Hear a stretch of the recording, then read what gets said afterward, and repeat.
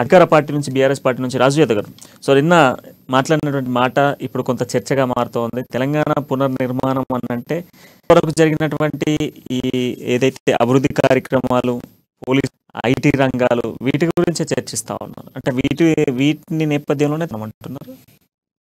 మీరు విన్నారు అక్కడ ఏమొచ్చింది, పునర్నిర్మాణం అనేది చెరువులని, భూములని, పంట గురించి అని చెప్పిండ్రు.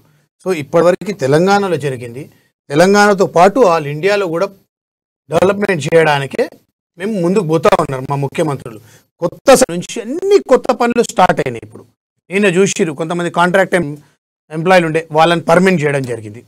ఇలా కొత్త పనులకి నిన్నటి నుంచి కొన్ని కొత్త పనులకి శ్రీకారం చుట్టినట్టు పునర్నిర్మాణం ఆ రేంజ్లో పోతున్నాం. అదేవిధంగా మీరు చూసుకుంటే తెలంగాణలో ఇప్పటివరకైనా డెవలప్మెంట్ ఏదైతే ఉందో దాన్ని తీసుకొని మేము భారతదేశంలో పోతున్నాం ముందుకి.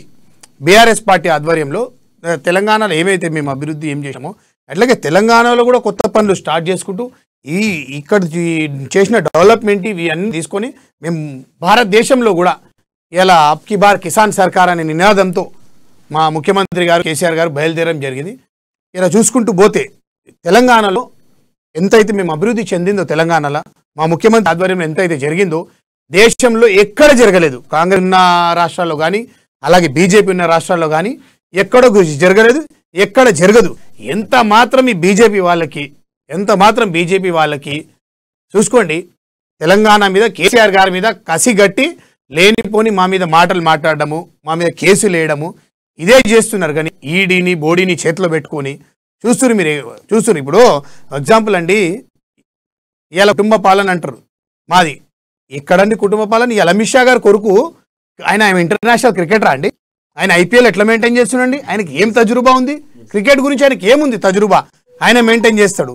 ఇవాళ చూసుకుంటూ పోతే బీజేపీలో తెలంగాణ బీజేపీ చెప్తా మొత్తం ల్యాండ్లు స్కామ్ చేసిన వాళ్ళంతా బీజేపీ ఎవరు చేసిన అందరు వీళ్ళ దాంట్లోనే జాయిన్ అవుతారు. ఈటెల రాజేందర్ గారి మీద రాగానే స్కామ్ జాయిన్ చేసుకున్నారు బీజేపీలో.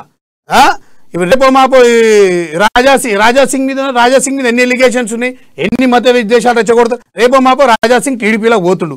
అలాగే బీజేపీకి నిన్నగాక మొన్న బీజేపీలో 2 నెలల కింద జాయిన్ అయ్యింది ఒక చక్రధార్ గౌడ్ అని, సిద్దిపేటకి చెందిన ఆయనది ఎంత పెద్ద స్కామ్ బయట పడేదండి. వీళ్ళు లైవ్గా దొరుకుతున్నారు ఇక్కడ.